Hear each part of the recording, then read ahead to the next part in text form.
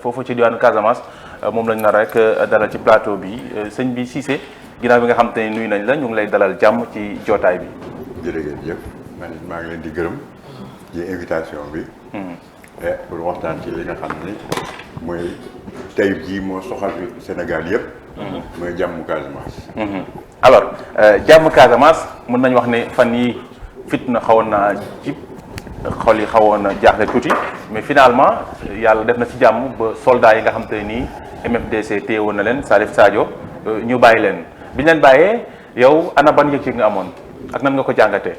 alors ni ma ko jàngatee mooy que xam nga dañu nekk ci benn processus boo xam ne normalement dafa war a aboutir ci jàmm Casamance. kon nag incident bu mel nii bu amee.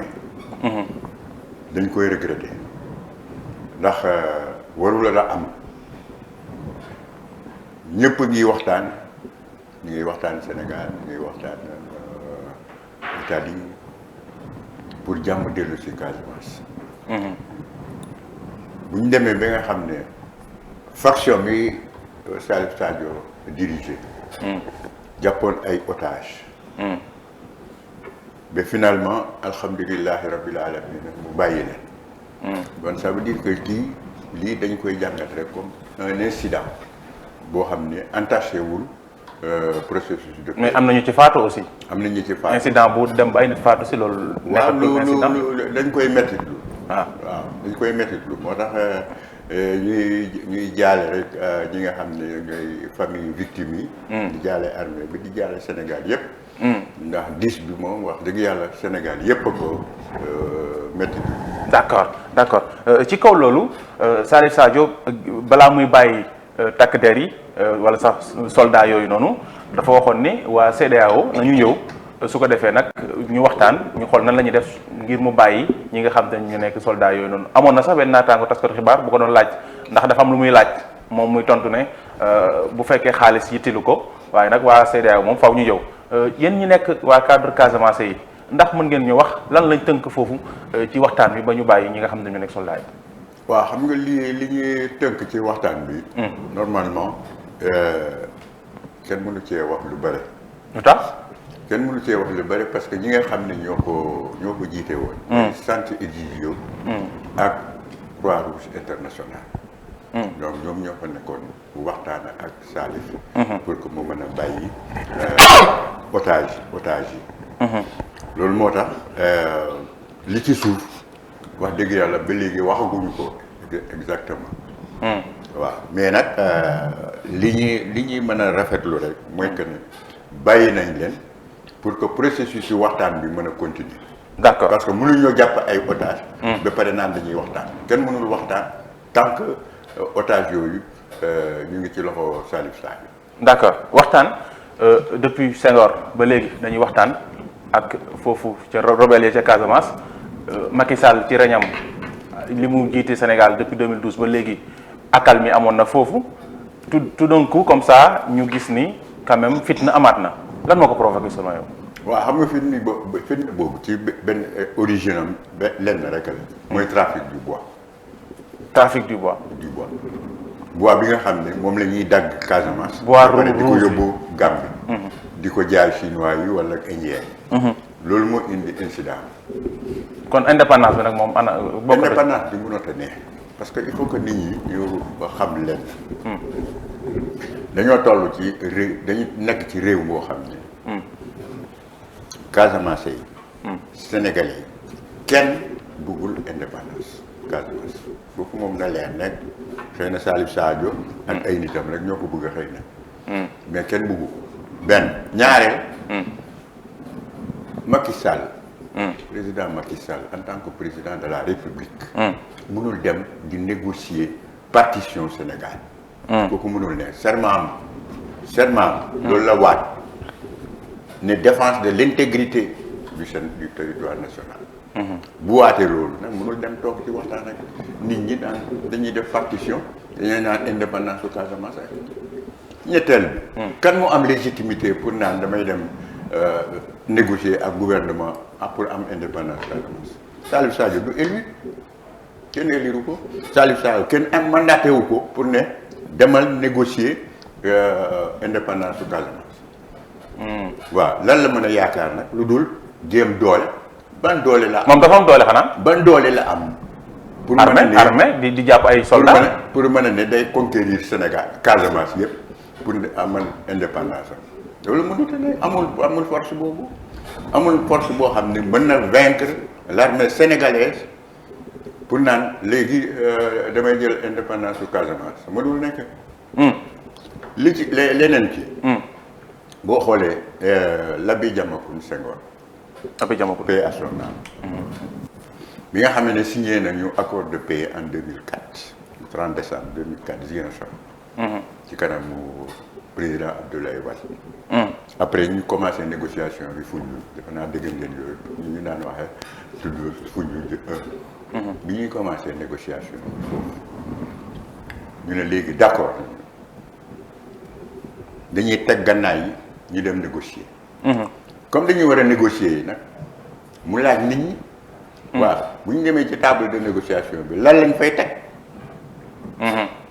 bi mu laajee ba lettre la bind ñëpp société civile yi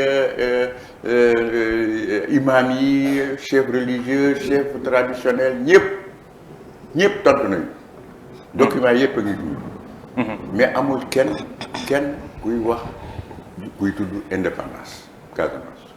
d'accord bon nag Sadio amul benn légitimité pour naan day demander indépendance Casamance. yow ni ma la déggee dafa mel da ngaa mere Sadio.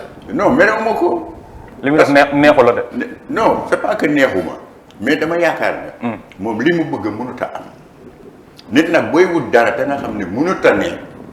nangul waxtaan ak nit ñi pour que jàmm dellu si loolu moo gën. yéen ñi nga xam te ne yéen nekk sage yu Casamance yi wala sax ñi nga xam ne yéen nekk ay cadre Casamance essayé ngeen dox ci ay jéego maanaam gisanteeg Salif Sadio waxtaan ak moom revenir ko à la raison. Salif Sadio xam nga Salif Sadio moom dafa wóolu lu bare. moom fi mu toll. dafa yaakaar ne xëy na am na ñoo xam ne bu toogee ak ñoom xëy na peut-être dañ koy rey wala dañ koy jàpp wala ak yooyu moo tax muy moytu nii. fi mu nekk nii discussion bi mu ngi ci entre Centre Edio ak moom. d'accord. ñoom au moins ñu ngi waxtaan. d'accord comme ñu ngi waxtaan nag moo tax ñëpp di patienter. mais waxtaan boobu noonu waxtaan. ba léegi résultat mënta am. sëñ bi Cissé aussi kenn la waxtaan boobu mënul wéy complètement toujours loolu moo tax ñu yaakaar ne xëy na Salif Sadio. bés dina dikk mu xam ne lii mënul a wéy indépendance mënul ne. te waxtaan bi mënul durer pendant combien de temps. da ngeen di xaar daal moom xalaatal boppam ne mënut a nekk après ne bàyyi daal loolu rek ngeen. xalaat ne moo mën a nekk. comme fi mu nekk. may nañu Centre Edio pour que muy mën a waxtaan ak moom. ñuy continuer waxtaan boobu mais waxtaan boobu nag il faut que moom ci boppam mu xam ne waxtaan boobu mënul wéy faw day am dina mën a am app boobu ñu boo xam ne dañu naan kat waxtaan bi kat wax dëgg yàlla. yàgg nañ ci 40 ans maintenant de conflit doy na sëkk nit ñi sonn nañu Casamance yi sonn nañu Sénégalais yi sonn nañu il faut que loolu mu comprendre ko pour que li muy waxtaan ak waa Centre Edio mooy développement de la Casamance développement la nit ñi di wax bon nañu nangu mu ñëw table de négociation ñu waxtaan sur le développement de la Casamance et non sur l'indépendance. alors sur l'indépendance de la Casamance bu ñu déggee wala bu ñu gisee ni muy doxalee day mel ni dafa am besoin bi quand même besoin bi dañ ko sentir ci Casamance ngir mu am indépendance am da yéen yi nga xam te ne yéen cadres yi ndax da ngeen def constat que ni benn genre discrimination dafa am ci beneen pàccu Sénégal ak Casamance est-ce que loolu ci côté investissement état aussi li mu war a jox Casamance bi nga ko koy jox est-ce que gis nga lu ni mel. que ne vraiment manqué na. c'est-à-dire que effectivement. parce que boo xoolee Casamance dëgg-dëgg. li mu am ci richesse. ñun loolu la ñuy regretter rek mooy li nga xam ne am na richesse boo xam ne. dëgg yàlla. normalement bu ñu ko exploiter ci ni mu waree normalement war na mën a contribuer ci développement au Sénégal. mais dégg naa loolu amoon na fa. ci lu bari Salif Sadio kii rebelle ñoo yàq lépp. mais rébellion bi moo tax affaire bi tardé. parce que am na investisseurs yu bëri yoo xam ne tey. bëgg nañ dem Sénégal Casamance pour investir ci agriculture ci pêche ci élevage ci lépp. ci fànn yëpp mais malheureusement rébellion bi moo tax parce que nit ki aussi xam nga amee xaalisam bëgg a ñëw investir yaakaar ne xëy na peut-être bu investir ay milliards ëllëg ak si biir ay nit mën di ay sàmm mbooy mën na jógee fa la ñëw yàqu liggéeyam loolu aussi day hésiter moo tax li tardeel affaire bi yëpp mooy rébellion waaw wax nga léegi ne wóoluwul kenn Salif Sadio dafa jàpp ne yéen da ngeen di ànd ak état wala da ngeen ko bëgg a tegal ay deal moom moo tax accepté wul waxtaan ak yéen wala. non parce que xam nga xëy na peut-être kooku ay préjugé la rek. ay préjugé la. parce que war naa xam ne ñun ñu waxtaan rek la ñu bëgg waxuñu pour ay rey nit wala ak yooyu loolu du suñu problème. waaw parce que ñeneen ñi nangu na ñooy waxtaan. album bi nga yor nii pour lan la nii moom. koo xam ne ku mel ni par exemple César Atoute Badiate. nga kii dañuy waxtaan ak moom. César mi moo yor site bi moom moo yore front sud bi. war ko kii ñu xool César dañuy waxtaan ak moom. wan ko ñu kii ko tàllal ko kii moom tamit ci rebelle yi la bokk.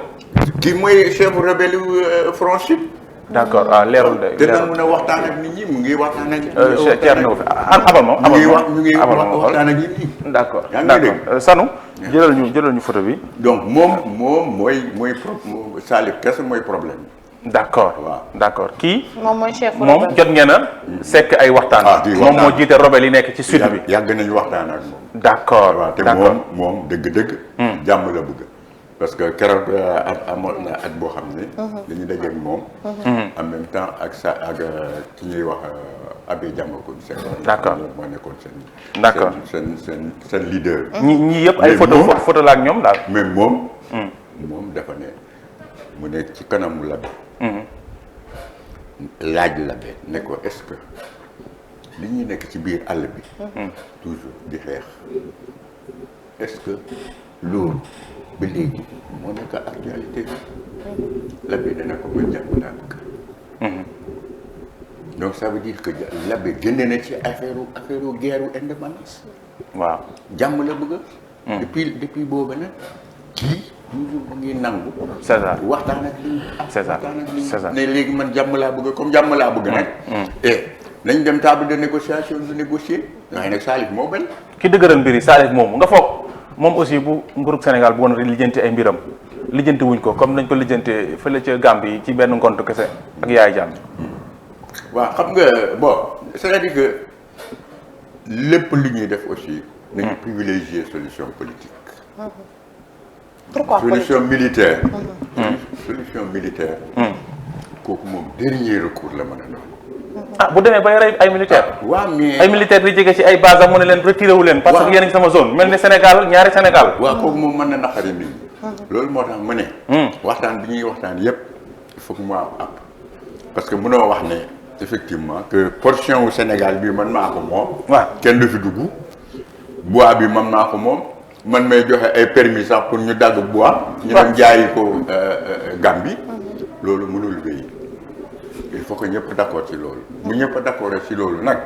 Salif day war a comprendre Sénégal mënu cee ànd Gambie mënu cee ànd. parce que mënul Gambie aussi il faut que mu jouer le franc jeu. c'est-à-dire mu ñoo nangu Salif Sadio di joxe ay permis coupe de bois. ñu jël bois boobu yóbbu ko Gambie di ko jaay foofu. Gambie di nangu bois boobu di dugg. loolu aussi Gambie war naa fexe. ba arrêté loolu. d'accord waaw d'accord maintenant dañ jot ci ay xibaar que ni problème bi léegi sax nekkatul mbiru indépendance Casamance mbir mi trafic bois bi ci boppam moom moo nekk principal problème bi te li ko waral mooy Salif Sadio li muy dundee ak ay nitam moo nekk bois boobu ñuy dagg di ko jaarale Gambie di ko yóbbu ca Chine liy nekk dundam aussi bokk na ci li nga xam te moom moo nekk quand même yamba bi ñuy jaay foofu bu ñu fay bay di ko jël di ko jaay loolu fekk ñu ngi leen di bàyyi ñu koy def normalement sans problème jàmm day am Casamance ndax yow loolu da nga koy partage. waaw xam nga boo gisee xoolal affaire u yamba bi xam nga affaire u yamba bi li mu fi mu gënoon a siiw mooy front sud. moom yamba boobu xam nga des narcotrafiquants la. di ci associé di dem Guinée Bissau. gis ngeen ne armée bi ratissé na foofu yëpp nettoyé na ko. waaw gisoon nañ fan yee sax ñu jàppoon foofu ñu bëri nettoyé nañu foofu. ñi nga xam ne sax dañu leen déplacé woon ñu yëpp ñu ngi dellu si. front coupe de bois bi. danañ ko régler. nord. coupe de bois bi nekk nord. danañ ko régler. problème foofu nar naa am nag ndax nan lañ koy régler. non danañ ko régler par A ou par B. comment. waaw mooy arrêté ko. est-ce que dina yomb. dina yomb kay. dina yomb. parce que à condition. mooy li may wax nii. mooy toujours à condition que. Gambie aussi jouer français. parce que duñu nangu aussi ñuy jël bois bi Sénégal. richesse du Sénégal la. bois bi richesse du Sénégal la. jël richesse du Sénégal di ko yóbbu Gambie pour di ko jaayi foofu. illégalement. loolu moom mënuñu ko nangu. te day gàkkal sax wala sax day yàq koom-koomu Casamance ndax. complètement parce que Casamance bokk na ci grenier wu Sénégal. ci bois boobu ñuy jël maintenant. soo gisee mën na la dina xaw a jafe.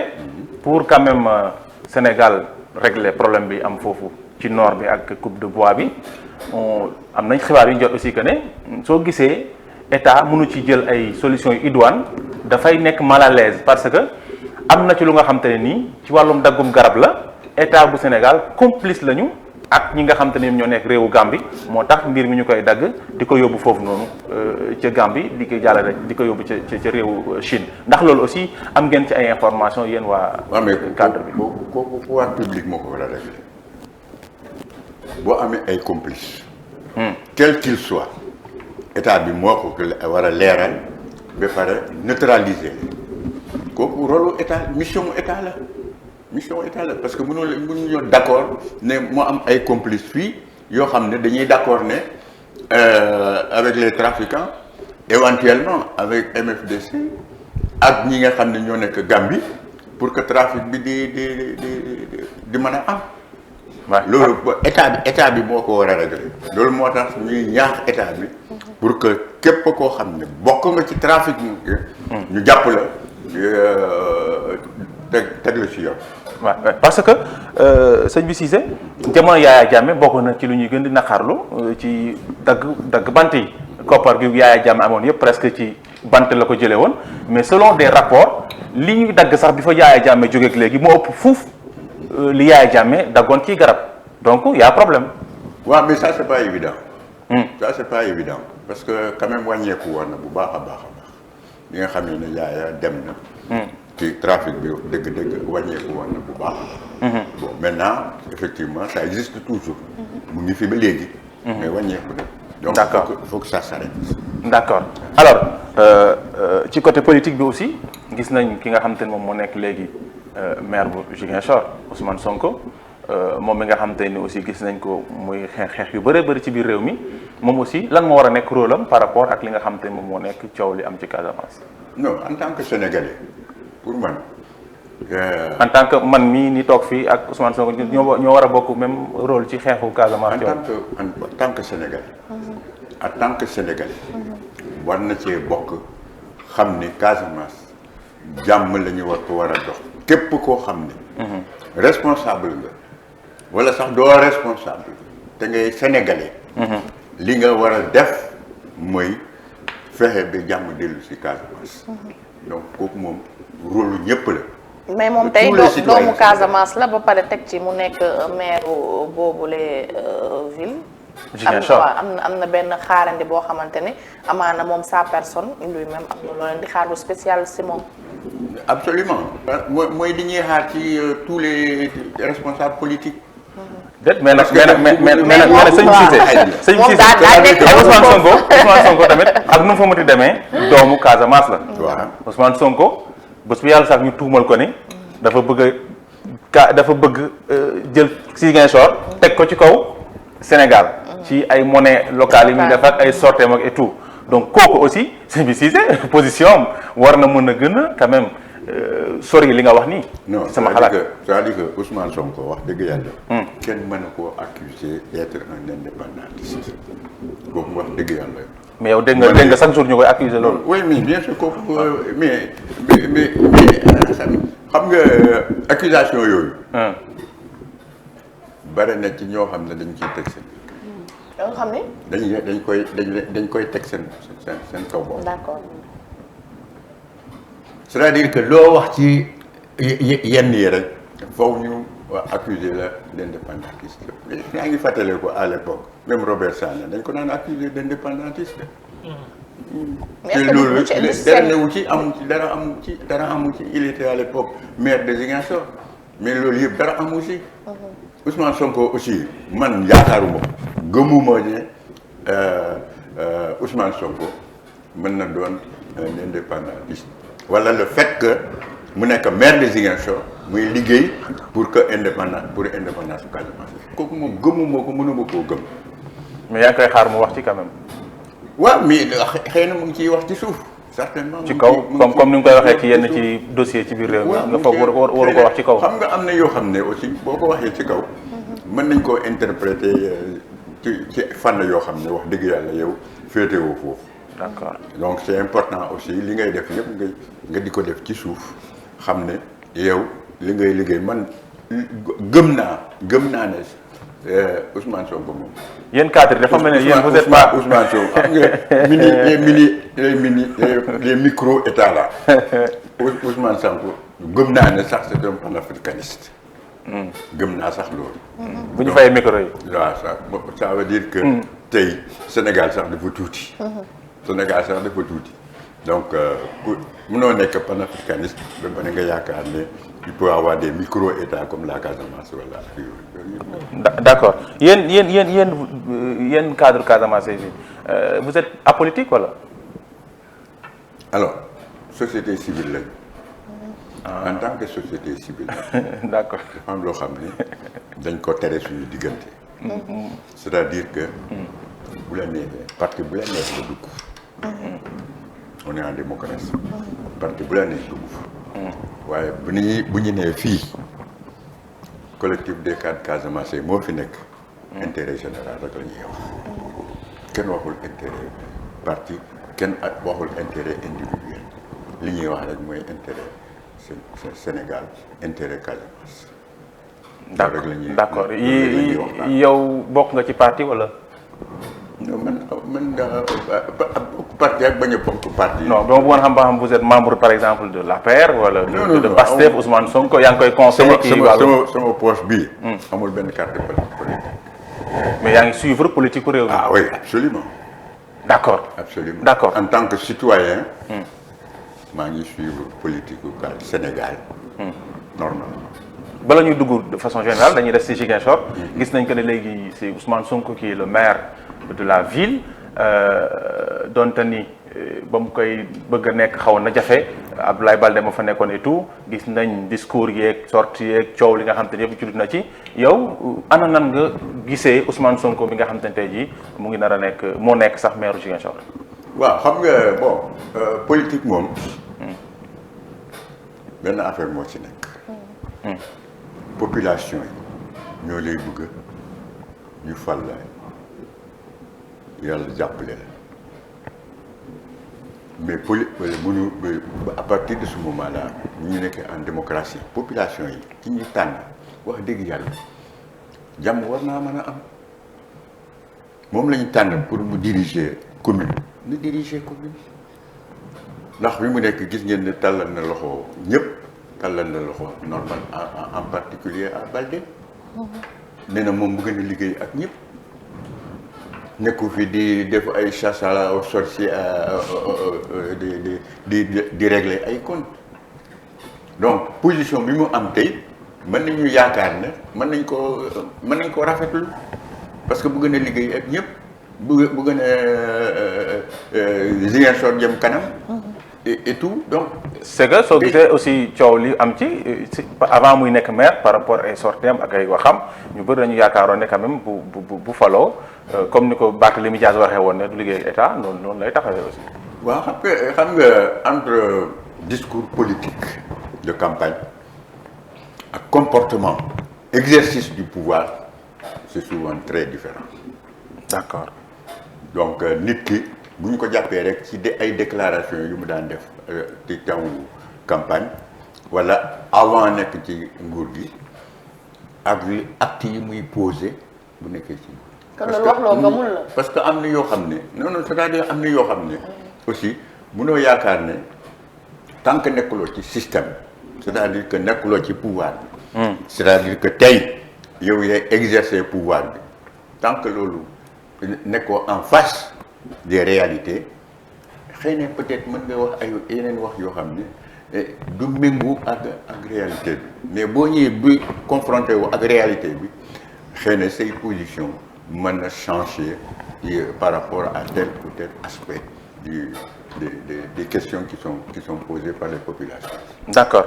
Concernant les élections locales yi ñu génn on a vu que Yewwi Askan Wi mooy fii Sonko bokk ak yeneen ci parti politique am na percée bu am solo bu nga xam te ni def nañ ko ñu gis Benno Bokk Yaakaar quand même mooy fi Macky Sall nekk yu bëree bëri ci gox ñu daal koy ñàkk ñu bëri jàpp ne quand même c'est fini pour ñi nga xam te ni ñoo nekk waa Benno Bokk Yaakaar coalition Yewwi Askan Wi mën na am doole fii ak ay at ci kanam su pourquoi pas sax ci élection locale yi ñu dëgmal élection législative ak locale législative présidentielle yi ñu dëgmal yow ndax looy partagé ak yenn ci jàngatkat la. bon man en tant que citoyen. wax dëgg dama bëgg affaire yi leer. je parle en tant que citoyen. d'accord waaw en tant que partisan. aussi au-dessus. li ma gëm. mooy comme on est en démocratie. nit ku nekk. da ngay proposer au peuple ni nga bëggee def bonheur am. boo ko proposer peuple bi bu ci nangoo mu wotal la loolu mooy démocratie donc il faut que démocratie boobu. ñëpp jàpp ci. amul xeex amul xiiro amul réyaate amul saaga nañ ko def tout pacifiquement. peuple bi ki mu choisir ñu ne moom moo fi nekk mu wéy loolu daal mooy man loolu daal gën a gëm que ay parce que ki fi mu nekk nii. kenn mënul wax exactement kan mooy dominer ak kan mooy ñu ngi dem ci ay législatives. nit ñi dañ campagne. mais nag boo xoolee nag résultat élection locale yi gis nga ko gis nga Dakar dañ fi waa Benno Bokk Yaakaar dañ fay ñàkk Thiès dañ fay ñàkk Casamance kooku dañ faa ñàkk Diourbel dañ faa ñàkk et tout donc war nañ mën a xam peut-être am na yenn ci faiblesse ak yenn ci kii quand même. waaye c'est-à-dire mënul préjuger ce qui va arriver xam nga législative ak local du benn. dëgg la parce que local wax dëgg yàlla local dañuy tànn koo xam ne kii suñu gox gii. moom moo koy diriger. ki nga xam ne nag mooy représenter la nation c'est autre chose ki nga xam ne surtout mooy nekk mooy diriger pays bi.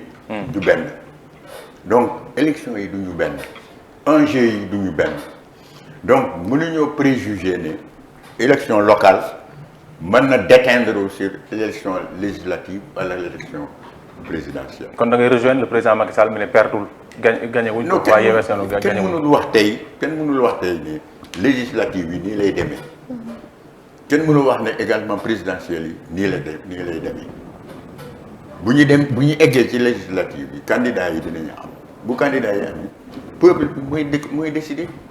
parce que loolu moo gën a am solo. d'accord mais kenn mënul xam kuy perdre ak kuy gagné. sama avant dernière question. jëm wax ci préparatif législatif yi gis nañ que ni li xew résultat yi am ci kii bi nu mu tudd sa local yi gis nañ ne gars yi jamono ñu ngi préparé bu baax a baax li jëm ci wàllum législatif yi le président Macky Sall barke Demba Ndiaye gis nañ que ni mu ngi commencé di jël ay yenn ñu bokkoon ci opposition bi ku ci mel ni Bamba Fall nan nga gisee transhumance boobu en quelque sorte ci Bamba Fall ci Macky Sall. waaw xam nga nit ki aussi li am solo man ci nit ci conviction. conviction gëm da ngay mën a gëm sa bopp xam nga da nga am conviction. mën nga am conviction.